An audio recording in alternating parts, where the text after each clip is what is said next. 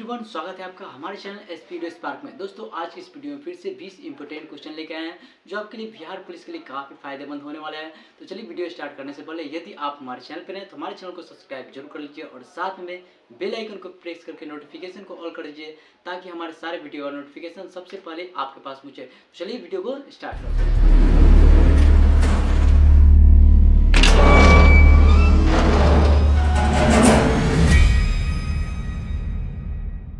Everyone, आप देख सकते हैं यहाँ पे बिहार पुलिस 2025 के लिए क्वेश्चन काफ़ी फायदेमंद होने वाला है। वीवीआई क्वेश्चन है, चैनल एसपी स्पार्क इतिहास का है। तो चलिए यहाँ पे पहला क्वेश्चन हम देख लेते हैं। यहाँ पे पहला क्वेश्चन है जो काफ़ी वीवीआई है। पहला ही क्वेश्चन काफ़ी वीवीआई है। दिल्ली में प्रसिद्ध लौह स्तंभ का निर्माण किस वंश के शासक ने करवाया था? दिल्ली में प्रसिद्ध लौह स्तंभ का निर्माण किस वंश के शासक ने करवाया था?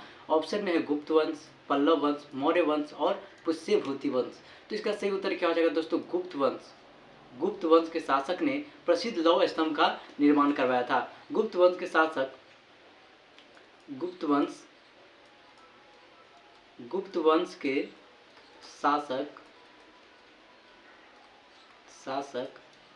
चंद्रगुप्त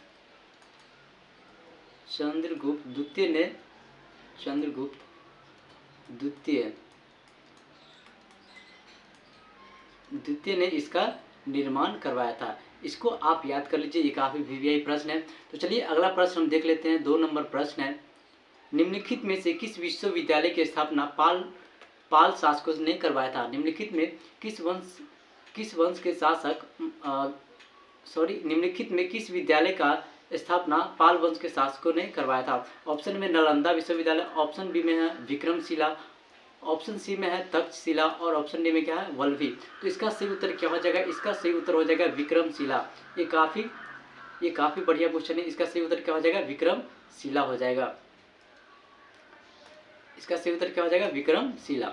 अगला प्रश्न देख लेते हैं। प्राचीन हड़प्पा शहर किस नदी के वर्तमान में सूखे मार्ग के तट पर बसाया गया था? ऑप्शन में है कोसी, यमुना, रावी और गंडक। इसका सही उत्तर क्या आ जाएगा? प्राचीन हड़प्पा शहर किस नदी के वर्तमान में सूखे मार्ग के तट पर बसाया गया है? तो ऑप्शन में इसका क्या है? रावी नदी के तट पर बसाया गया था। 4 नंबर प्रश्न है, पूरा पाषाण काल का विस्तार 2 मिलियन वर्ष पूर्व से लेकर लगभग 12,000 वर्ष पूर्व तक है। समय की इस लंबी अवधि को आरंभिक, मध्य और उत्तर पूरा पाषाण काल में विभाजित किया गया है। समय की इस लंबी अवधि मानव के कितने प्रतिशत कवर करता है? समय की यह लंबी अवधि मानव काल का कितने प्रतिशत कवर करती है? तो ऑप्शन इसका क्या है? 89, 99 और 79 और 59। तो इसका सही उत्तर क्या है दोस्तों? यह 99% कवर करती है। अगला प्रश्न हम देख लेंगे। 5 नंबर प्रश्न है, हड़प्पा वासियों तांबा संभवतः वर्तमान समय के किस राज्य से प्राप्त हुआ था? मतलब कि हड़प्पा वासियों को तांबा संभवतः मिला था किस राज्य से? तो यहाँ पे है राजस्थान, तमिलनाडु, केरल और उड़ीसा। तो राजस्थान से तांबा मिला था हड़प्पा वासियों को। ठीक है, अगला प्रश्न हम देख लेंगे। 6 नंबर प्रश्न है, लौह युग का सबसे आम उपकरण क्या था जिसका उपयोग पेड़ों को काटने के लिए, लकड़ी काटने और एक हथियार के रूप में किया जाता था? तो वह कौन सा उपकरण था? कुल्हाड़ी, आरा मशीन, छेदक और तलवार। तो इसका सही उत्तर क्या है? कुल्हाड़ी हो जाएगा। कुल्हाड़ी इसका सही उत्तर हो जाएगा। ये भी काफी बढ़िया प्रश्न है। अगला प्रश्न हम देख लेंगे। निम्नलिखित में से किस नदी का नाम ऋग्वेद में केवल एक बार आता है? निम्नलिखित में किस नदी का नाम ऋग्वेद में केवल एक बार आता है? तो ऑप्शन में देख लेंगे, गंगा है, सिंधु है, झेलम और सरस्वती हो गए। यहाँ पे सरस्वती। तो इसका सही उत्तर क्या हो जाएगा दोस्तों? गंगा नदी का नाम केवल एक बार आया था। ऋग्वेद में सबसे पवित्र नदी जो था,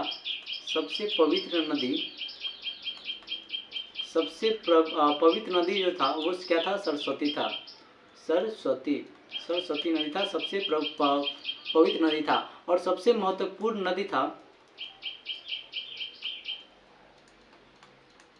सबसे महत्वपूर्ण नदी कौन था? सिंधु। सिंधु नदी सबसे महत्वपूर्ण था। अगला प्रश्न 8 नंबर प्रश्न देखेंगे। वेद के चारों किस वेद के, यहाँ पे कौन सा वेद है, कौन सा वेद जो चारों वेदों में सबसे छोटा है, यह हिंदू परंपरा में एक दिव्य स्थिति रखता है और धुनों और मंत्रों के संग्रह है, धुनों और मंत्रों का संग्रह है। ऑप्शन ए में ऋग्वेद, सामवेद, अथर्ववेद और यजुर्वेद। इसका सही उत्तर क्या हो जाएगा दोस्तों? सामवेद हो जाएगा। सामवेद इसका सही उत्तर है। अगला प्रश्न हम देख लेंगे। 9 नंबर प्रश्न है, निम्नलिखित में से कौन सा सबसे पुराना वेद है?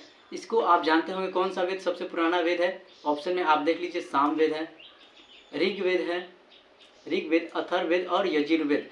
तो यहाँ पे क्या होगा, इसका सही उत्तर क्या हो जाएगा दोस्तों? सबसे पुराना वेद कौन सा है? तो ऋग्वेद है। ऋग्वेद जो कि सबसे पुराना वेद है। ऋग्वेद में क्या दोस्तों? 10 मंडल, इसको भी आप याद कर लीजिए। 10 ऋग्वेद में 10 मंडल होते हैं, 1028 मंत्र होते हैं, इसको सूक्त बोलते हैं।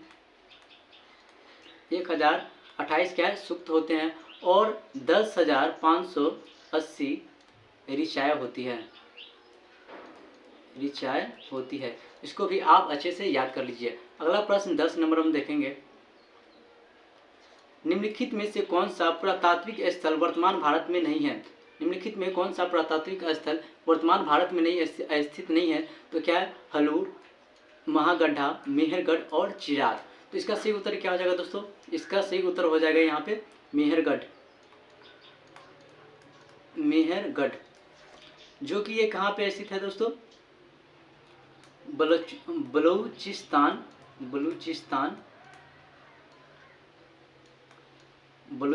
जो कि अब कहाँ है? पाकिस्तान में स्थित है, पाकिस्तान में स्थित है।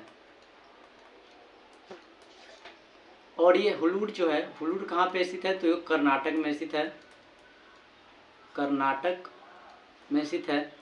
महागड्ढा जो कि उत्तर प्रदेश में स्थित है, उत्तर प्रदेश में, और चिराग जो कि है कहाँ? बिहार। यहाँ पे चिराग जो है बिहार में स्थित है। आप इसे भी अच्छे से याद कर लीजिए। ये काफ़ी बढ़िया प्रश्न है।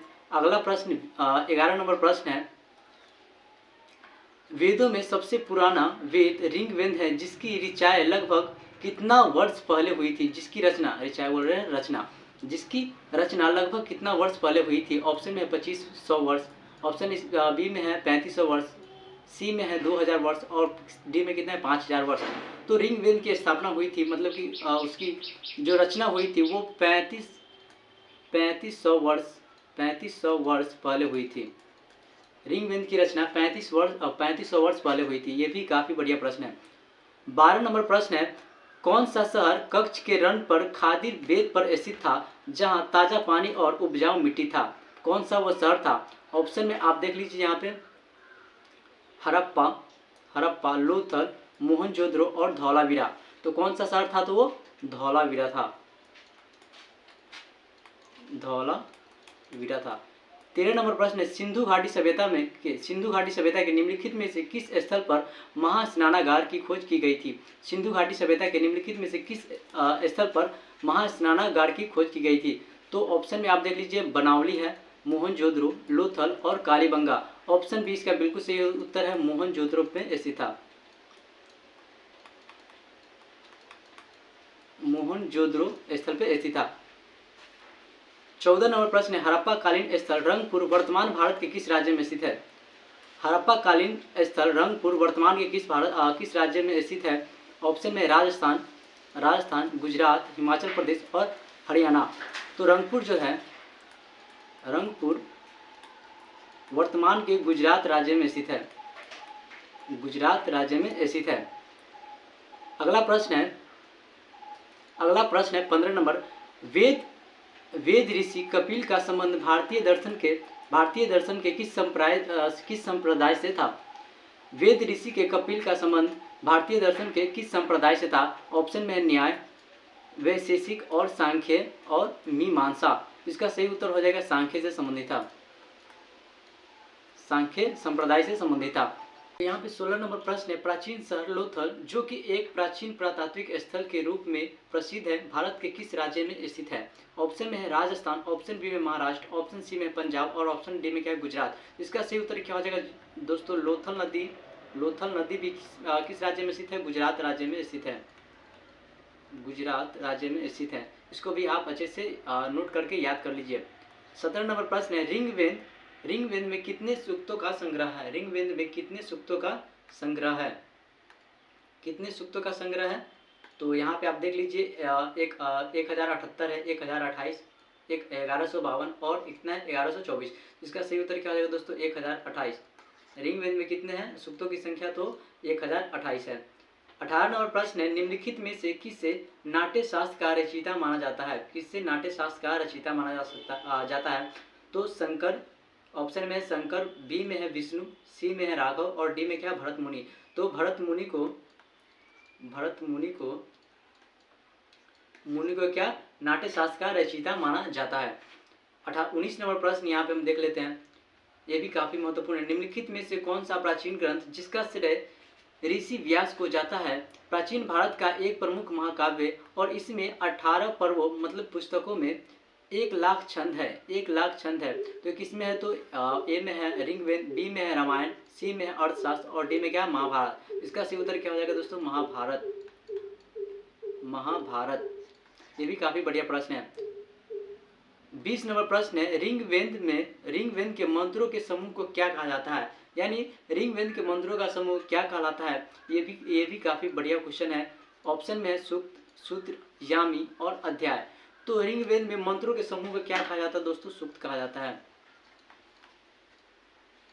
सूक्त कहा जाता है। आज के लिए बस इतना ही। डेली आप 20 क्वेश्चन आप देख सकते हैं जो कि काफ़ी इंपॉर्टेंट है बिहार पुलिस, SSGD के लिए, सबके लिए, AR काफ़ी, इस सब के लिए बढ़िया प्रश्न है। ये GK GS के लिए काफ़ी बढ़िया क्वेश्चन है। यदि आप डेली हमारे साथ बने रहेंगे तो आपको जरूर इससे फ़ायदा मिलेगा। तो मिलते हैं नेक्स्ट वीडियो में, तब तक आप हमारे वीडियो को लाइक जरूर कर दीजिए। मिलते हैं नेक्स्ट वीडियो में, तब तक के लिए धन्यवाद।